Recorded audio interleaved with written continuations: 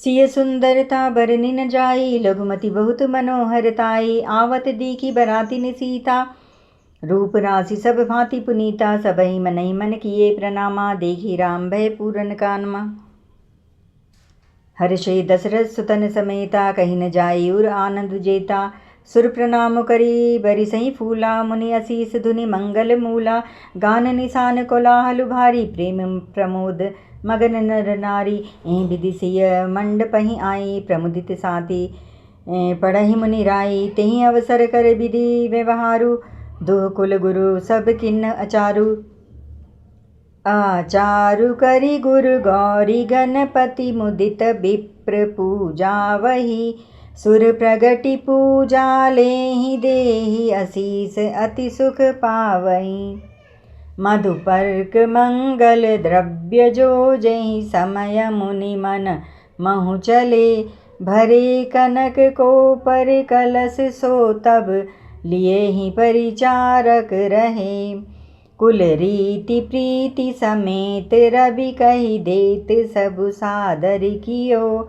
एहि भांति देव पुजाई, सीतहि सुभग सिंहासन दियो। सिय राम अवलोकनि, परस्पर प्रेम काहु न लखि परे। मन बुद्धि बर बानी, अगोचर प्रगट कवि कैसे करे। होम समय तनु धरि अनलु, अति सुख आहुति लेहि। विप्र बेश धरि वेद सब, कहीं विवाह विधि देहि। लखन सिया रामचंद्र पद, जय शरणम सिया राम। सीता जी की सुंदरता का वर्णन नहीं हो सकता, क्योंकि बुद्धि बहुत छोटी है और मनोहरता बहुत बड़ी है। रूप की राशि और सब प्रकार से पवित्र सीता जी को बारातियों ने आते देखा। सभी ने उन्हें मन ही मन प्रणाम किया। श्री रामचंद्र जी को देखकर तो सभी पूर्ण काम कृतकृत्य हो गए। राजा दशरथ जी पुत्रों सहित हर्षित हुए।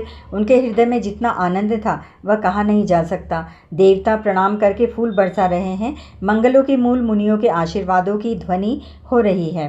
गानों और नगाड़ों के शब्द से बड़ा शोर मच रहा है। सभी नर नारी प्रेम और आनंद में मग्न हैं। इस प्रकार सीता जी मंडप में आईं।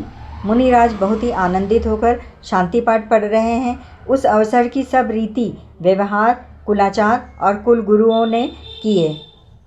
कुलाचार करके गुरुजी प्रसन्न होकर गौरी जी, गणेश जी और ब्राह्मणों की पूजा करा रहे हैं, अथवा ब्राह्मणों के द्वारा गौरी और गणेश जी की पूजा करवा रहे हैं।